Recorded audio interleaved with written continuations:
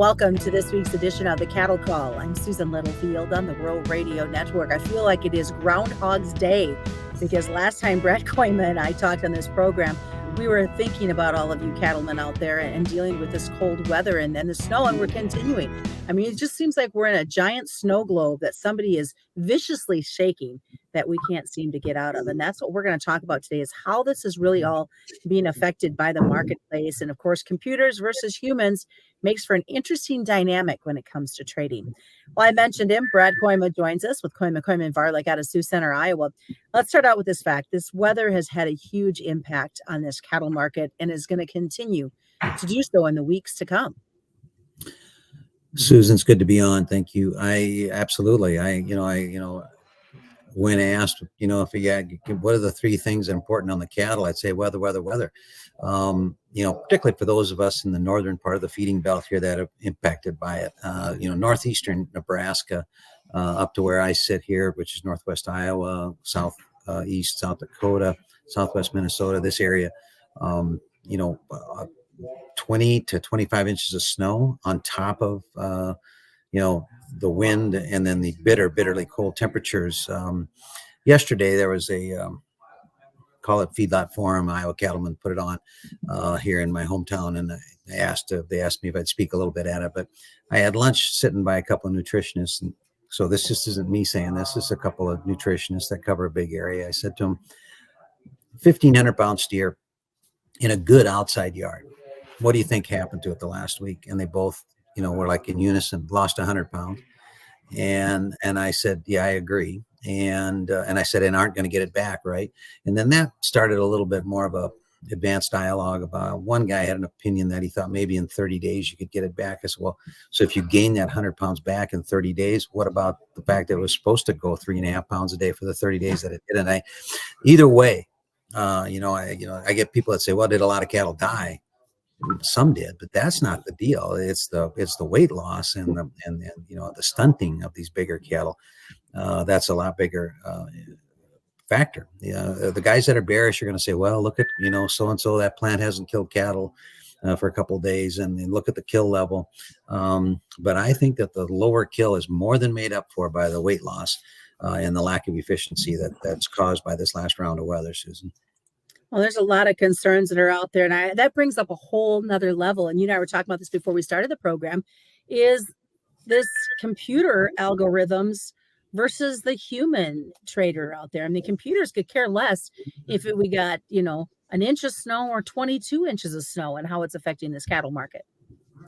As long as their red line didn't cross their blue line, right? I mean, that they got some technical signal, because it's a lot of work to do the fundamental research, right? And so you're right. I'm gonna sound like the old guy again. Longing for the past, but there's no question in my mind that the personality or some of the characteristic of the market changed when the pit closed in 2015, where before all the information would flow in and out of Chicago. You would hear the stories it would kind of almost be funny, where once in a while, well, like just before our show started here, I was told that 175 is getting bid and passed to a regional. So back in the day, I'd call my friends on the floor and say, this is what I'm hearing. And it would take about 5 minutes to circle back. And then I'd be hearing it back. Hey, I heard that 175. Yeah. Okay. Now it seems like the fund and the computer crowd finds that it's too much work to try to understand what the fundamentals mean, I think. And so they're trading moving averages and momentum and whatever other technical indicator that they had. So I don't know. Good friend that's gone now, Charlie McBain used to say, once in a while it does pay to have dirt on your boots. And I wonder, if you're living through it in northeast Nebraska and this part of Iowa, you're going like, yep, well, wait till they figure out that these cattle have lost all this weight, and then we'll see. It was a bit of that last year, if you remember. We had brutal weather at the beginning of winter last year, and it took a while for the market really to respond to it. So I'm very encouraged in the action today. We've been red all day long until just as you and I went on here with this call, which is pretty neat. So act pretty good. Yeah. What about box beef? I mean, continue another day as we record this on a Wednesday of higher numbers. straight up, almost back to 300. People said we were never going to get there again, right? And certainly most of this is prompted by the lighter supply that's going into the chain. So, you're going to want to hold that a little bit back here because, once we resume, hopefully the weather breaks next week, which it sounds like, and we'll go back to killing 125 or so a day, and we'll probably throw some Saturdays in.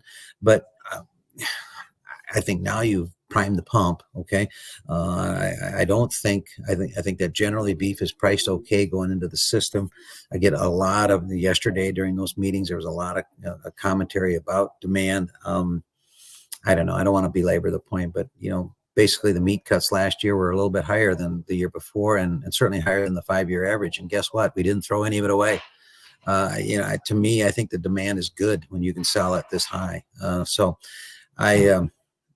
I think we're set up pretty good here. I know the market's still dealing with that bulge in the placements that we had in the September-October slot, and with the feeling that, and there is more in the first quarter than we all thought, me included, mostly because nobody's saving a heifer yet, apparently. So we've got that to deal with here. We're working through the first quarter stuff, but we're $25 from where we were too, so I mean, at some point that has to be priced into the market. Now, you talked about people passing, and obviously cattle weights and just cattle condition, and can you get to the feedlot to even haul them out are a big part of it. What are you hearing? What's the mentality from these producers right now? Are they keeping, or are they selling because, hey, I just need to get them out of my lots so I can get my lots clean before the next batch comes in? Great question.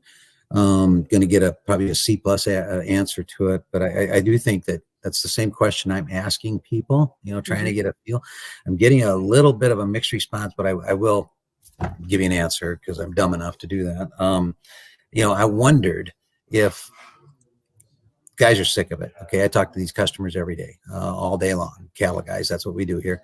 And they're beat up mentally, physically, and it's so, I could see that there might be some that just say, you know what, I'm sick of it. Get them dead. I want them out of here.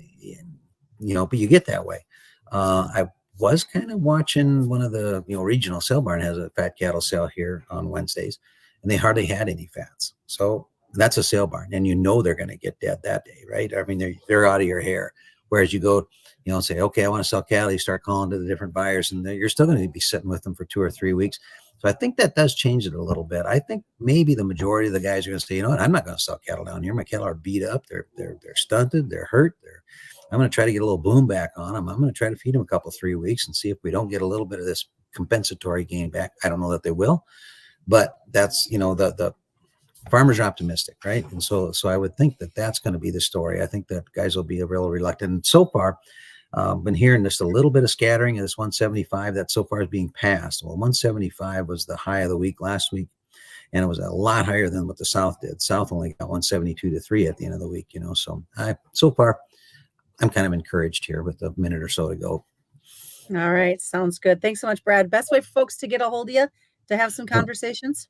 Yep. Call us 712-722-0023 or check us out on kkvtrading.com. All right. That has been this week's Cattle Call. And as we always remind you, commodity futures and options do involve a substantial risk of loss, not always suitable to all investors. And that's this week's Cattle Call on the Rural Radio Network.